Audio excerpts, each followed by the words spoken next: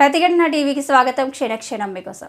తెలంగాణలో ఎమ్మెల్యే కోట ఎమ్మెల్సీ అభ్యర్థులుగా కాంగ్రెస్ నేతలు ఈరోజు నామినేషన్ దాఖలు చేశారు. నామినేషన్ దాఖలకు ఇవాళ ఆఖరి రోజు కావడంతో కాంగ్రెస్ అభ్యర్థులు మహేష్ కుమార్ గౌడ్, బల్మురి వెంకట్లు నామినేషన్ పత్రాలు సమర్పించారు.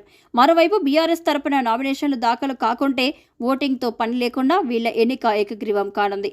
ఈ కార్యక్రమంలో ఉప ముఖ్యమంత్రి మల్లు భట్టి విక్రమార్క, మంత్రులు ఉత్తమ్ కుమార్ రెడ్డి, పొంగురెడ్డి శ్రీనివాసరెడ్డి తదితరులు పాల్గొన్నారు.